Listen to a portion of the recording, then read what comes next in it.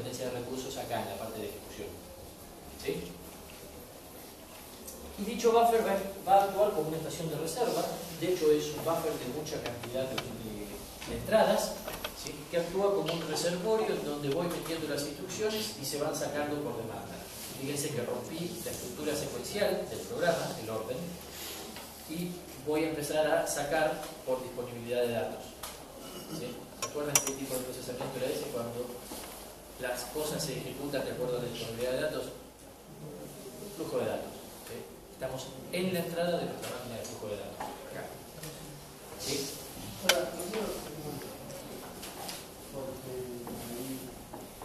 no es prácticamente lo mismo, porque vos ahora tenés que saber, cuando cada vez que generar un resultado, saber a qué, digamos, instrucciones le tenés que actualizar, digamos, el hecho de que se debe notar. Cuando aquello de allá cambie de estructural a funcional, vamos a ver cómo se hace. No es simple, pero sí. Yo ahora tengo que, lo que él dice, una unidad funcional termina de ejecutar una multiplicación, obtiene el resultado, el registro 5 ahora pasa a valer 1000.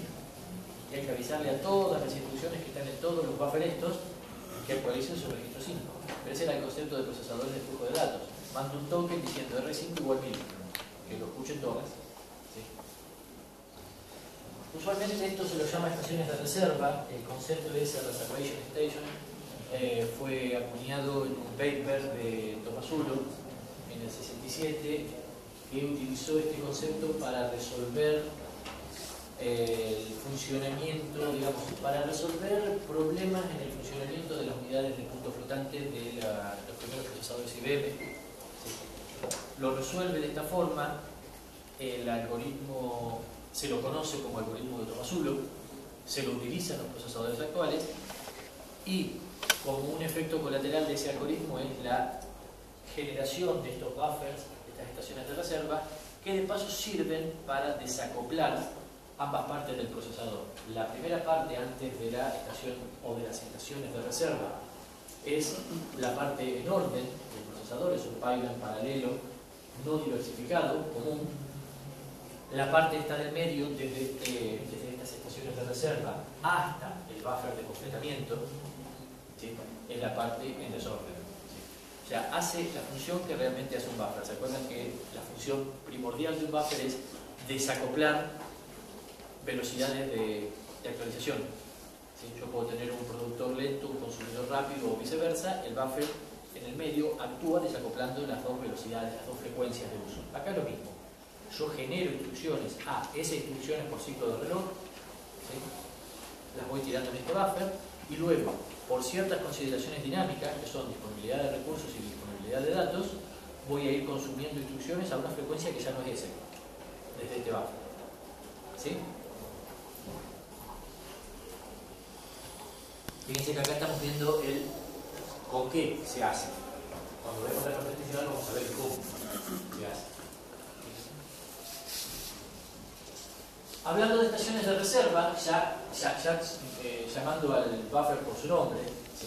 Estación de reserva, entonces tenemos básicamente dos tipos, al menos dos tipos extremos, ¿sí?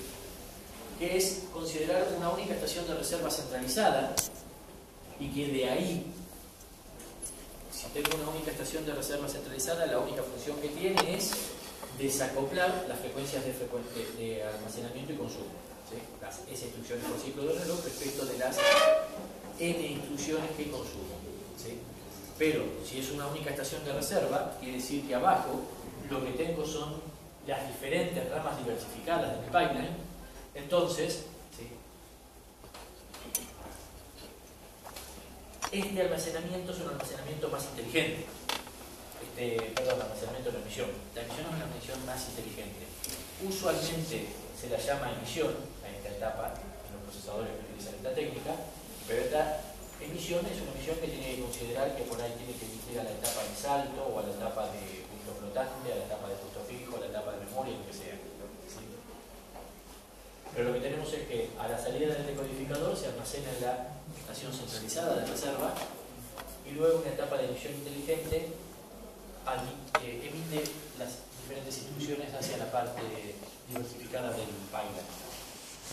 La otra alternativa es unidad de despacho que saca de un buffer de despacho. Fíjense que es simplemente un cambio de nombres a la salida de la unidad de decodificación. En esta forma arquitectónica se la llama estación de reserva centralizada y acá se lo llama buffer de despacho, ¿sí?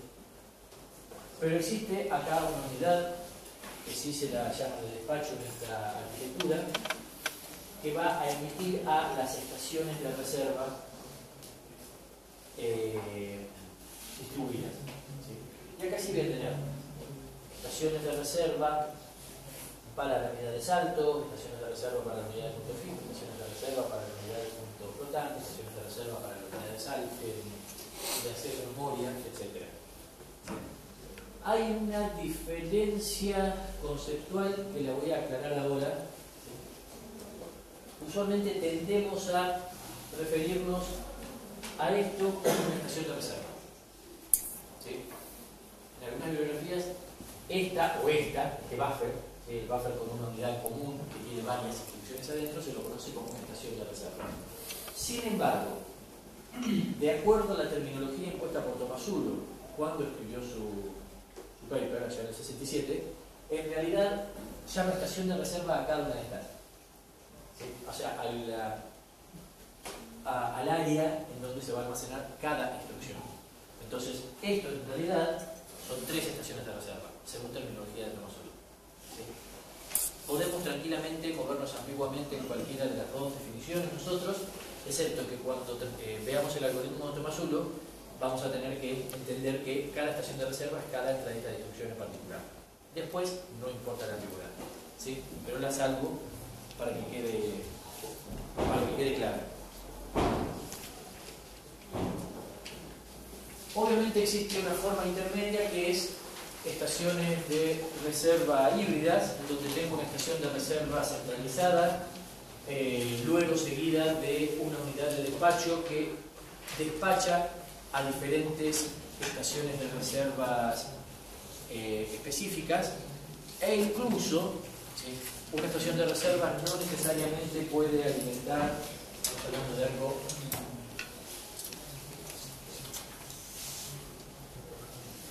acá está la decodificación, esto es una estación de reserva centralizada, acá puede haber una etapa de despacho que despacha eventualmente a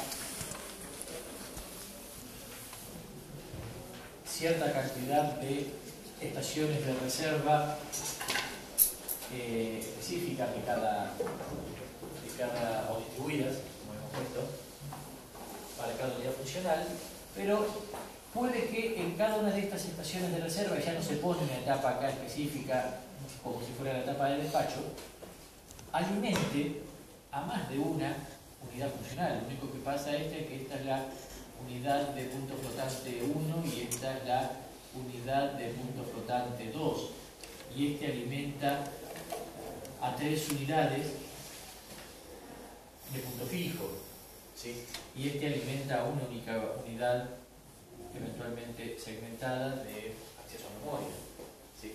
O sea, puede darse esto, y esto es una visión totalmente híbrida de la situación, ¿sí? Ventajas y desventajas de cada una de las implementaciones. Tenemos la estación centralizada respecto de la distribuida. Ventajas de la centralizada: todos los tipos de instrucciones comparten la misma estación, ¿sí? Hay mejor utilización de las entradas de la estación, no hay estos conceptos de fragmentación externa e interna, ¿sí? Desventaja: el diseño del hardware es más complejo, porque si yo acá tengo una estación en la que todos los tipos de instrucciones comparten esta estación, luego para despachar yo tengo que buscar las instrucciones de acuerdo al recurso que se liberó. Entonces ya tiene que estar muy presente el código de operación, no solo para la operación que hay que ejecutar, sino para saber el recurso, ¿sí? Y tiene que haber un control centralizado y acceso multipuerto. Si tengo una única estación de reserva, obviamente tengo que tener un control que controle toda la estación de reserva, y esta estación tiene que tener lectura multipuerto. Queda claro que todos los buffers tienen escritura multipuerto. ¿Sí?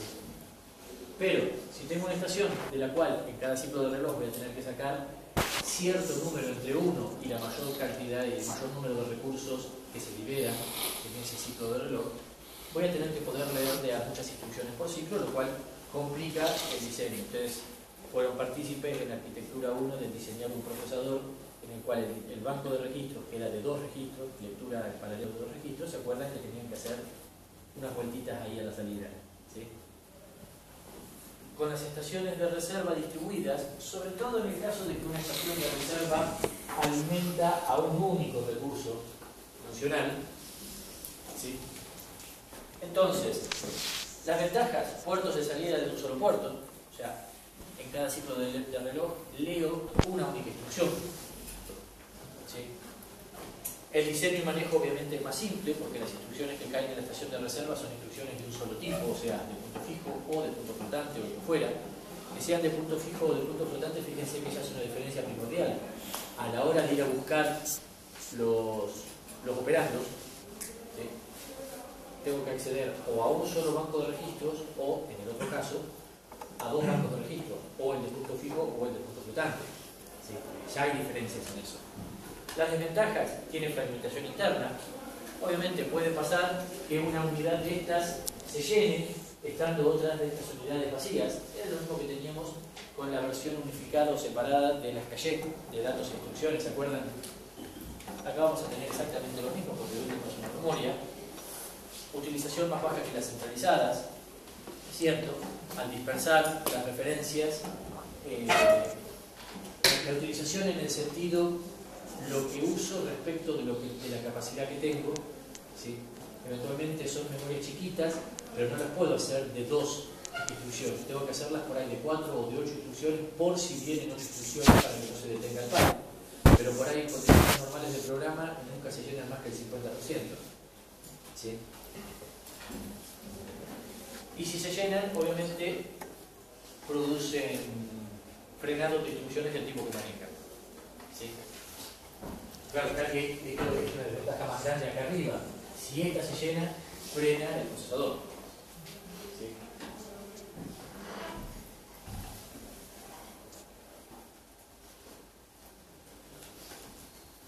La etapa de ejecución de instrucciones es sobre la que menos podemos hablar por ser la más genérica de todas. Acá, más que hablar de una estructura, podemos mencionar ejemplos de tendencias que ha tomado el mercado de procesadores en diferentes diseños de procesador. Sí es cierto que en las primeras etapas lo primero que se pensó es separar la ejecución de instrucciones de punto fijo con la ejecución de instrucciones de punto flotante, considerando dentro de la de punto fijo las de salto y acceso a memoria, porque básicamente calcular una dirección de memoria es sumar 2 números enteros, ¿sí? Lo mismo que obtener una condición de salto. Y las de punto flotante, incluso en un principio, pasaron a ser un buffer de salida hacia afuera del procesador para alimentar las instrucciones a un coprocesador que estaba fuera del procesador. Después el coprocesador se agrega y entonces se divide únicamente entre punto fijo y punto flotante. Tal es, si leyeron la arquitectura completa del MIPS, ¿sí? Que el MIPS tenía, ¿se acuerdan? Un set de punto flotante, básicamente porque tenía una ruta de punto flotante por ahí, una unidad de punto flotante que hacía todas las instrucciones de ese tipo de aritmética.